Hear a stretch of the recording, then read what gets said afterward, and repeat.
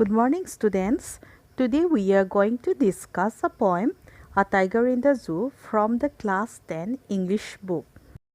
Here in this poem, the poet Leslie Norris contrasts the tiger in the zoo with the tiger in its natural habitat. In the poem, the poet explains about the condition of animals that are caged by human beings for their own fun. ইয়াত কবি Leslie নৰিছ এজন Wales কবি আৰু চুটি গল্পৰ লেখক। তেখেতে পয়েমটোত বন্দীশালত আবদ্ধ হৈ থকা এটা বাঘৰ কি অৱস্থা হ'ব পাৰে তাক প্ৰকাশ কৰিছে।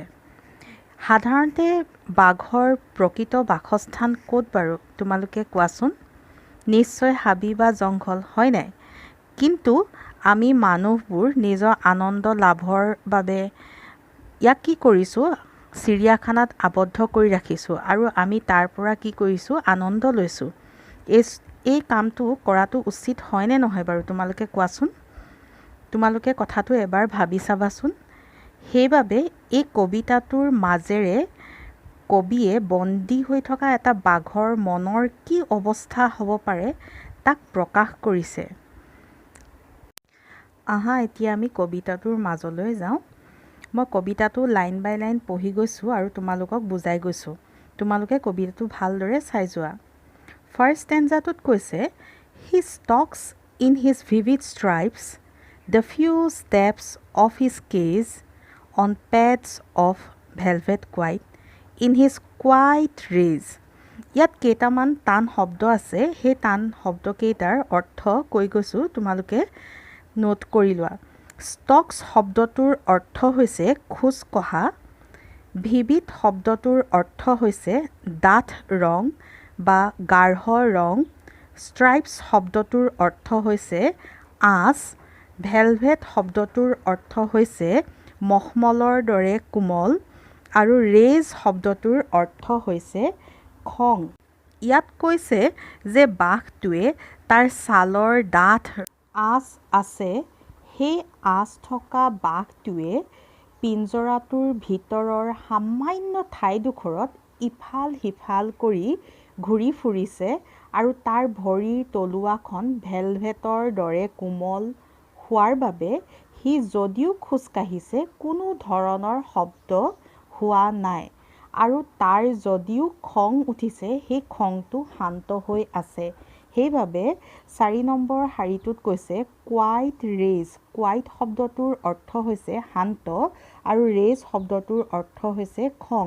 তাৰমানে বাঘটোৰ খং উঠিছে, যদিও তাৰ খং উঠিছে সি সেই খংটোক প্ৰকাশ কৰিব পৰা নাই, কাৰণ সি সেই পিঞ্জৰাটোৰ সামান্য ঠাইটুকুৰাৰ ভিতৰত কি হৈ আছে? আবদ্ধ হৈ আছে। সেইবাবে ছেকেণ্ড লাইনটোত কৈছে the few steps of his cage. The few steps শব্দটোৱে কৈছে যে সামান্য পিঞ্জৰাটোৰ ভিতৰৰ ঠাইটুকুৰাৰ কথা কৈছে। অৰ্থাৎ বাঘটোৱে কি কৰিছে? সেই পিঞ্জৰাটোৰ ভিতৰৰ সামান্য ঠাইটুকুৰাতে কি কৰি আছে? খোজকাঢ়ি আছে আৰু তাৰ খংটো শান্তভাৱে প্ৰকাশ ঘটিছে। এতিয়া তোমালোকে ফাৰ্ষ্ট ষ্টেঞ্জাটো নিশ্চয় বুজি পাইছা। আহা ছেকেণ্ড ষ্টেঞ্জাটোলৈ যাওঁ। ছেকেণ্ড ষ্টেঞ্জাটোত কৈছে he should be lurking in shadow sliding through long grass near the water hole where plump deer pass. ইয়াত লাৰ্কিং মানে লুকাই থকা বুজাইছে আৰু প্লাম্প মানে নুদুকা বা শকত আবত হৰিণৰ কথা কৈছে। ইয়াত কবিয়ে কৈছে যে সি ওখ ওখ ঘাঁহনিডৰাৰ ছাঁত লুকাই থকাটো উচিত আৰু হাবিত থকা পানী ডোঙাবোৰত যেতিয়া নুদুকা শকত আবত হৰিণবোৰ যেতিয়া পানী খাবলৈ আহিব তেতিয়া সেই বাঘটোৱে সহজতে সেই হৰিণবোৰক কি কৰিব পাৰিব? চিকাৰ কৰিব পাৰিব।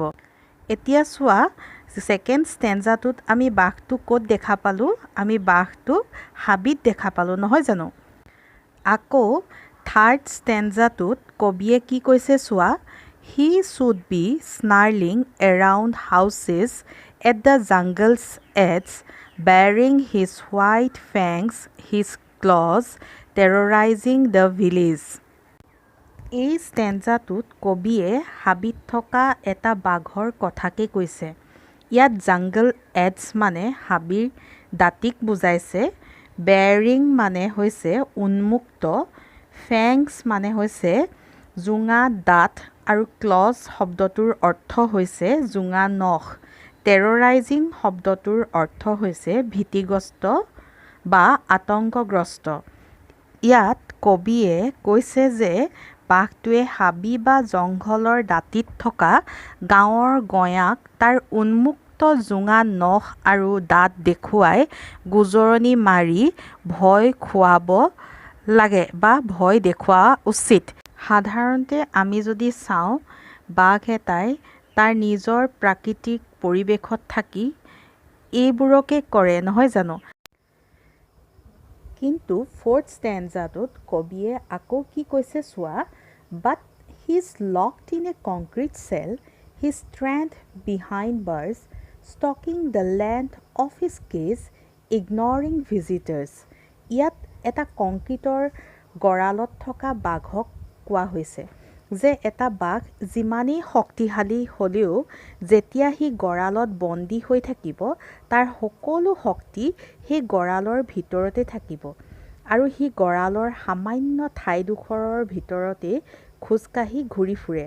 আৰু যিবিলাক ভিজিটৰ্ছ বা চিৰিয়াখানালৈ চাবৰ কাৰণে আহে